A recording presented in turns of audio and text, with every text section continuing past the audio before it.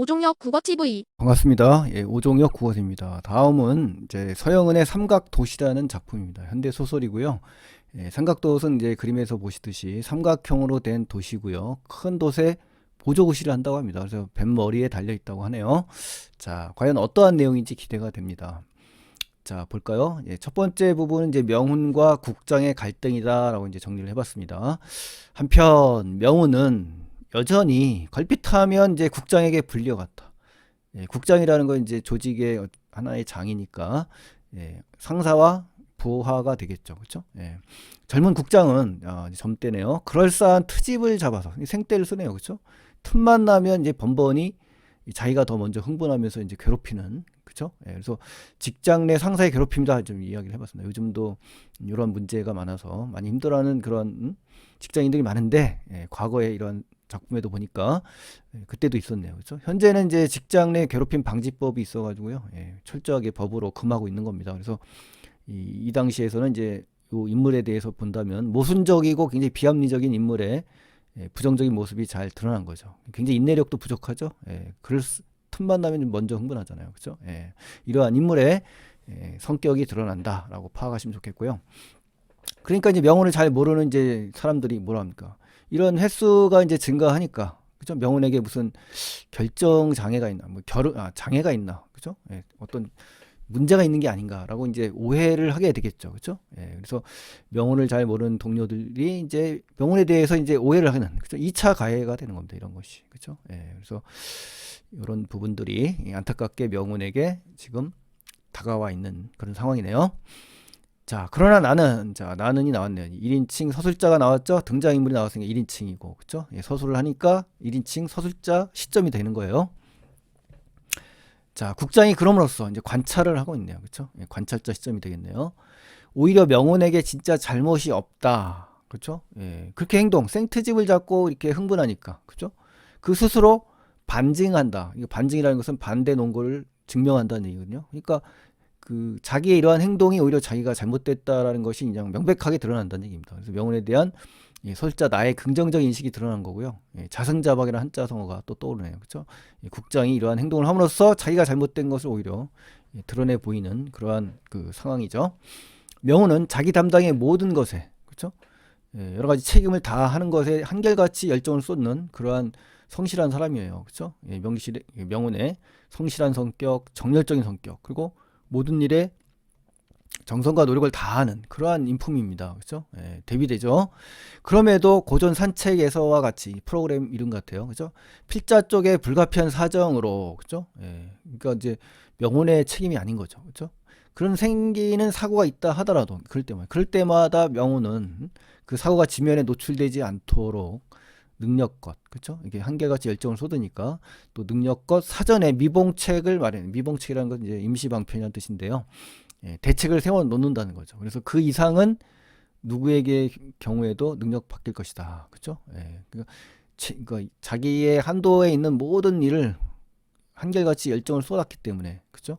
예, 최선을 다한 거죠. 그렇죠? 그러니까 탁월한 위기 대응 능력이 있는 그러한 명훈의 성격이라는 걸 알 수가 있고요. 예, 여기서 인물의 대비된 성격, 편집국 사람들의 반응과 또 우리 명훈, 그렇죠? 명훈의 열정적이고 최선을 다하고 성실한 이러한 인품을 지니고 있다. 그러나 여기서 나오는 국장은 어떻다? 굉장히 흥분을 잘하고 격분을 잘하고 어떻습니까? 벽분을 잘하고 부하 직원을 이렇게 괴롭히는 생트집을 잡아서 이러한 그 모순적인 인물이다라는 것을 우리가 파악할 수가 있네요. 자, 이렇게 그렇죠? 예, 이러한 상황으로 몰고 가는 거죠. 그렇지만 명호는 굉장히 떳떳한 모습으로 대응을 합니다. 기다렸다는 듯이 그렇죠? 예, 학수고대하듯 국장은 그런 때 앞에 나왔었죠. 예, 흠잡을 때라든가 결정을 들춰낼 때를 꼭 찍어낸 겁니다. 찍어냈다는 것은 지적해서 막 들춰내는 거예요.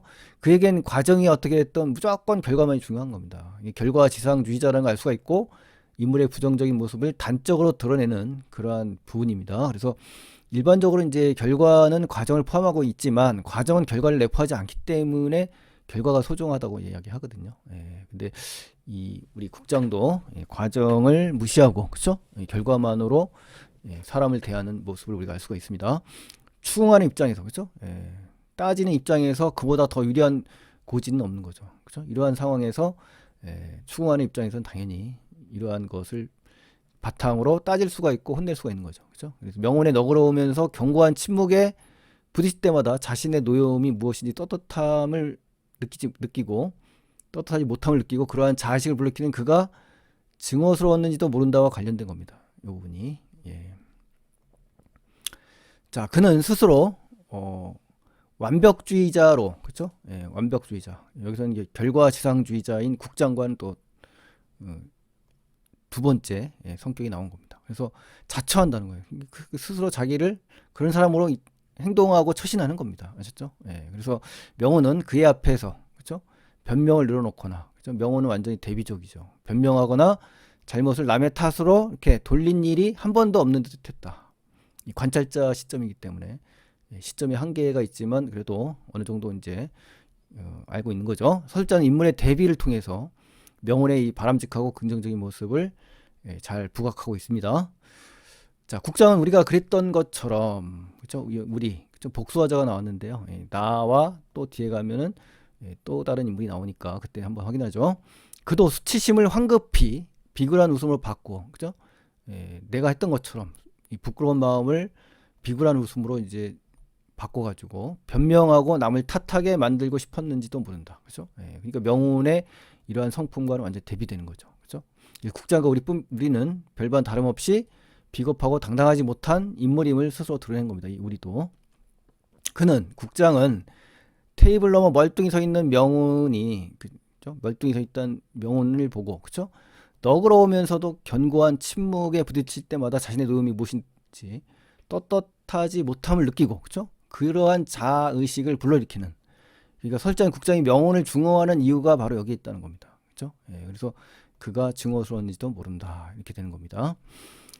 자, 그래서 명운은 우리가 적응함으로써 회피해버린 그 무엇, 그 소극적이고 굉장히 수동적이고 피하려는 그런 상황이죠. 혼자서 맞서고 있는 겁니다. 영웅처럼, 그죠? 능동적이고 적극적이고 저항적으로 맞서는 그러한 명운의 모습. 그러니까 이제 이 인물의 어떠한 그 성품이라든가 다른 사람과 다른 남다른 점이 지금 드러난 겁니다. 중략에는 어떤 내용이냐면요. 어느 날 명운은 사표를 내버렸어요. 이제, 그죠?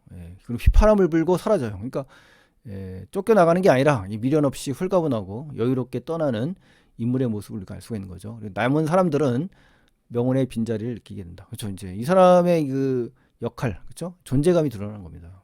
이 사람의 가치, 의미, 역할 등이 있을 때는 모르지만 없어질 때 이런 게 느껴지죠.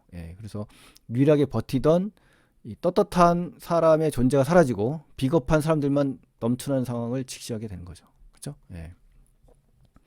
자, 세 번째 부분에서 이제 떠나간 명운에 대한 이제 걱정을 합니다. 인물이. 나는 명운의 자리로 건너갔다.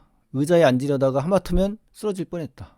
왜? 나사가 빠졌는지 이 의자가 이제 기우뚱 쓰러진 거죠. 의자가 고장난 거죠. 개의치 않는. 이렇게 고장이 났는데도 불구하고 명운은 그동안 그냥 썼다라는 자체를 우리가 알 수가 있고요. 눈여겨보지 않았을까? 아니면 명운이 일체 내색을 하지 않아서였을까라고 하면서 고장난 의자에 대해 명운의 태도와 반응이 이제 궁금해하는 그 서술자의 심리를 알 수가 있는 거죠. 우리는 자 아무도 그의 의자가 고장나 있는 사실을 몰랐다. 명운에 대한 무관심이 지금 드러난 거죠. 그렇죠? 그의 책꽂이는 굉장히 정돈이 잘 돼 있고요. 서랍도 깨끗이 치워져 있는 거예요. 우리가 미처 깨닫지 못했을 뿐 부지불식간이라는 말을 씁니다. 그래서 그는 벌써 이미 다시는 이 책상 앞으로 되돌아오지 않으리라는 것을 나름대로 확실히 알려놓은지도 모른다. 그렇죠? 그래서 설자는 잘 정돈된 책상의 모습에서 명운의 의도를 추측하게 된 겁니다. 하지만 나는 그가 지금도 어디선가 거칠한 얼굴에 눈이 충혈되면서, 그죠? 밤을 새고 있을 거. 이거 어떤 거죠? 열정이죠, 열정. 그죠? 그래서 여기 나온 명운의 성격이 다시 한번 드러나는 겁니다. 우리가 펑크낸 원고를 대신 메워주기 위해 혼자서 밤을 새웠듯이. 그러니까 이제 이러한 일화가 있었네요. 그죠? 그래서 명운의 희생적이고 헌신적이고 남을 위한 이타적인 삶의 태도를 드러낸 인물이라는 걸 알 수가 있는 겁니다. 그래서 그는 이제 또 다른 장소에서 혼자 외롭게 고투라는 것은 힘든 싸움을 한다는 얘기예요. 고전이라든가 악전 고투, 고군분투 뭐 이런 말을 쓰거든요. 그거의 준말이죠. 고군분투. 그럴 것만 같았다. 그러니까 서술자가 바라보는 인물의 긍정적인 평가를 지금 드러내고 있고요. 이러한 예측하는 말하기를 통해서 우리 인물의 어떤 모습을 읽을 수가 있습니다. 인간에게 불을 훔쳐다 준 제로, 어딘가에서 독수리에게 심장을 파먹히고 있는 이 프로메테우스처럼, 이 사람 어떤 사람이에요? 희생자지, 희생자. 어떤 이타적인 사람이죠. 어떻게 보면 헌신하고 있는 거죠. 그는 사람들이 누구도 알아주지 않는 일을 놓고, 그렇죠, 혼자서 심장을 물어뜯기고 있는 게 아닐까. 그렇죠? 다른 사람을 위해서, 인간을 구원하기 위해서 불을 갖다 주면서 헌신하고 희생당하는 그런 모습을 우리가 볼 수가 있는 겁니다. 그런 것이 바로 명운의 모습이다라는 거죠. 자, 그러면서 이제 프로메테우스는 이제 신화에 나오는 건데요. 창조자여 구원자입니다. 아셨죠? 한번 읽어보시면 좋겠고요. 자, 또 중요한 소설 중에 한 인물이 나옵니다. 우리 성석재 작가의 황만근은 이렇게 말했다. 여기서 황만근, 바로 인정과 따뜻함을 유지하고 있는 사람이고요. 굉장히 열성을 다하고, 그렇죠? 굳은 일이면 마을의 모든 일을 열성을 다하고 희생하는 인물이에요. 이타적인 삶을 살고 있고, 마을 사람들은 반대로 이기적인 행태를 대비하면서 이 인물의 어떤 그 인간적인 성품, 이거를 이제 예찬하는 거군요. 그래서 농촌 현실을 효과적으로 고발할 수 있는 그런 풍자적인 성격의 아주 좋은 작품이니까 여러분들도 기회가 되시면 꼭 한번 읽어보시고요. 이 작품과 연결해서 황만근과 여기 나오는 주인공과 한번 연결해서 공부해 보시면 좋겠습니다. 자, 네 번째는 이제 이상 추구의 만족감이라고 이제 정리를 해봤습니다. 자, 그래서 자, 여기는 이제 북한산이에요. 북한산. 그때 희생적인 명운의 모습을 걱정하는 순간인 거죠. 그때 이경숙이라는 인물이 또 새롭게 등장합니다. 내 옆구리를 쿡 찔렀다. 이 서술자죠. 라운지를 가리키는, 이제 라운지가 이런 데인데, 그녀는 눈을 찡긋했다. 이제 가자 이거죠. 가자는 신호죠. 그러면서 뭐라 그래요? 나는 고개를 끄덕였다. 그녀는 새 부리처럼 뾰족한, 그렇죠? 여기 요 부분이죠. 뾰족한 새 부리처럼 아주 날카로운, 그렇죠? 예리한, 이 북한산의 손에 잡힐 듯 다가와 있는 창가 자리에 이제 앉은 겁니다. 그렇죠? 그러니까 이제 삼각돛과 모양이 흡사하죠. 우리 삼각돛의 그 삼각형. 요것이 바로 이제 이 상징적인 의미가 아마 우리 명운의 인물이 그만큼 뭐다 우뚝 서 있고, 그렇죠? 굉장히 그 여기에 써놨습니다만 낭중지출한 그 한자가 떠오르더라고요. 주머니 속에 송곳이라는 건데요. 재능이 뛰어난 사람은 숨어 있어도 저절로 남의 눈에 띄게 된다든가, 또 뾰족하게 각진 것처럼 성품이 아주 예리하고 카리스마가 넘치는 사람, 또 성격이 강하고 굴하지 않으면서 기대치 않는 성품이고, 무슨 일든 분명하고 절도 있고 이렇게 처리하는 그러한 눈에 띄는 그러한 영웅 같은 인물이다라는 표현을 해서 이런 상징적인 의미의 뾰족함을 드러낸 게 아닌가, 그렇게 생각을 해봤습니다. 저는요. 그래서 그러한 의미의 상징적인 소재가 아닌가 이렇게 생각이 됩니다. 부장이 찾아갈 것 같더군. 앉자마자 내가 대뜸 말했다. 자, 이거는 이제 내가 얘기한 겁니다. 그렇다고 질질 끌려올 사람이에요? 어림도 없어요. 이렇게 요자가 들어간 건요, 여자가 말한 거고, 이렇게 이제 일반적인 예사체로 쓴 거는 이제 서술자가 쓴 거라고 생각하시면 돼요. 도저히 가능하지 않다. 이렇게 좀 명운의 대쪽같이 곱고 올바른 성품, 이게 바로 이제 삼각도시라든가 북한산의 이 절정, 요 부분과 맥락이 똑같다라고 보는 겁니다. 그래서 위무불굴, 어떠한 무력에도 굴하지 않는 당당함, 항우장사, 힘은 산을 뻗고 의기는 세상을 덮는 그런 강직한 성격, 이러한 것이 명운의 성격과 딱 어우러진 겁니다. 그녀는 완강하게 굳세게 고개를 저었다. 거기에 그러기를 바라는 그녀의 뜻도 실려 있는 듯 했다. 나는 웃었다. 나 역시 그런 바람이 없지 않았기 때문이다. 이렇게 됐군요. 그러니까 이 두 사람은 결국 이 명운에 대해서 대리 만족을 느끼는 겁니다. 그래서 다른 사람의 성공으로부터 다른 목적으로 얻는 만족감, 즉 타인의 행위를 통해서 간접적인 만족감을 얻는 거니까 이러한 감정에 있는 것 같습니다. 집에 없을지도 모르지. 그래요. 벌써 어디론가 떠났을지도 몰라요. 그녀와 나는 우리가 되는 거죠. 누가 먼저랄 것도 없이 높은, 그죠? 산봉우리 쪽, 억압적인 세상과 완전히 단절된 그러한 높은 곳, 이곳으로 시선을 보낸 겁니다. 그래서 이제 북한산의 꼭대기를 바라보는 거고, 그죠? 삼각돛의 그 꼭대기, 이 꼭지점, 이러한 상징적인 의미로 연상이 되는 거예요. 그래서 서로 누가 먼저 뭘 할 것도 없다. 이거 뭐 이심전심이죠. 이심전심. 마음과 마음이 서로 통할 때, 그죠? 이렇게 이럴 때 쓰는 단어예요. 그렇게 해서 그를 뒤쫓으려는 세상의 손길이 닿지 않는 곳, 그죠?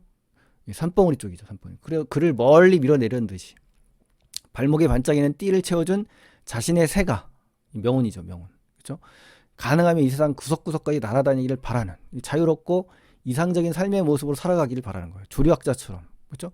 이 조류학자가 새를 대하는 마음처럼, 예, 먼 하늘 끝을 바라보는 나는 몹시 가슴이 설레었다. 그렇죠? 이제 존엄한 명언의 모습을 떠올리고 감정이 입된 인물의 모습이 제시된 거고요. 이게 이제 대리만족의 예, 결과가 되는 거겠죠. 그렇죠? 예, 대리만족의 느낌. 자, 다섯 번째에서 이제 명언의 새로운 이름이 이제 지어지고요. 그에 대한 그리움이 나옵니다. 자, 이 돛담배 같은 이 하얀 구름 한 조각이 북한산 위로 어때요? 흘러가고 있는 겁니다. 나는 나의 새, 그쵸? 명훈이죠. 펠리컨. 자, 펠리컨은 아주 큰 물새입니다. 그래서 이름을 붙여주기로 했다는 거죠. 명훈에게. 그래서 명훈에게 이러한 새로운 이름을 붙여주는 행위는 그 대상을 어떻다? 특별하게 인식하고 그렇게 만드는 행위임을 알려주는 겁니다. 아셨죠? 예, 그래서 왜 웃어요? 좋아서 웃지. 뭐가 좋아요? 이렇게 이야기하는 겁니다. 대사를. 자, 방금 좋은 생각을 했거든. 자, 라운지라는 이 장소의 의미가 특별하게 부여되는 겁니다.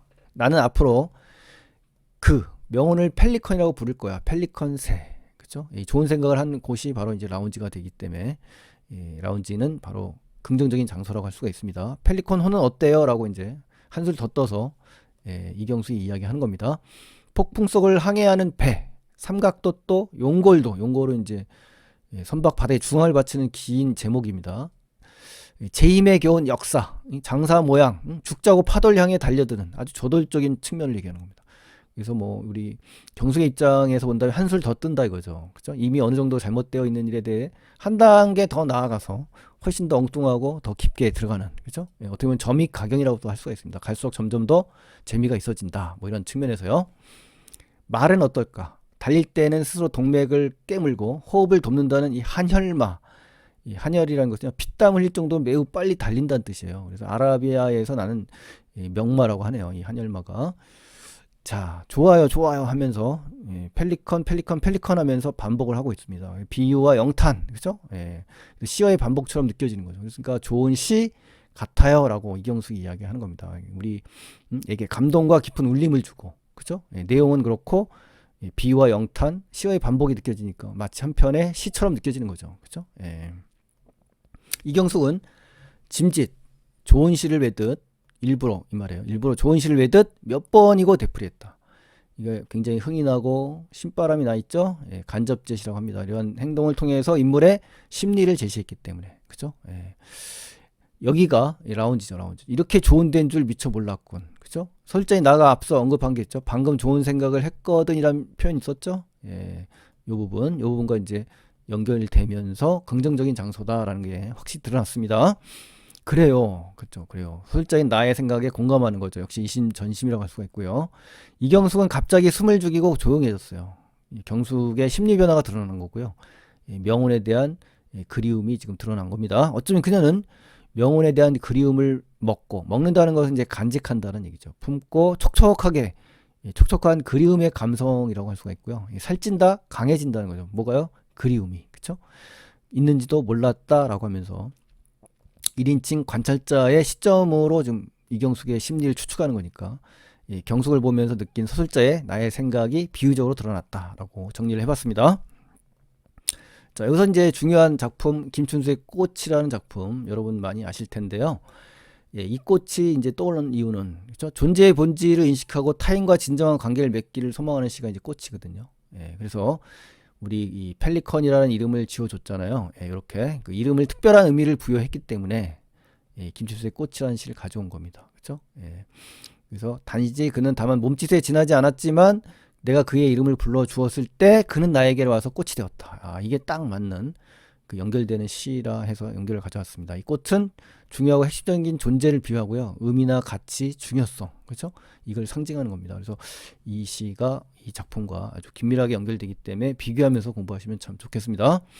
자, 여섯 번째는 이제 명훈에 대한 확신과 믿음이에요. 명훈이 떠났어요. 문화부 속에 패었던 자국, 그의 이제 어떤 남겨진 자취, 흔적이잖아요. 그다지 오래 가지 않았어요. 그 이유가 나왔죠. 그의 의자는 빈 채로 남아져 있으나 손님 올 때마다 이 사람 저 사람 이제 내돌려졌고요. 어느덧 주인 없는 의자가 되고 마른 거죠. 그래서 이 명훈의 자취가 사라져가는 모습이 구체적으로 제시됐고요. 그러나 머지않아 수습을 끝낸 누군가가 나타나서 그 자리를 차지하게 될 것이다. 그러니까 이제 서술자는 명운의 자취가 완전히 사라질 것임을 이제 예감한 겁니다. 아셨죠? 그래서 가슴이 답답할 때마다 나는 동료들의 어깨 너머로 은밀하게 둘만의 이제 어떤 공감대가 형성됐기 때문에 이경숙을 찾게 된 겁니다.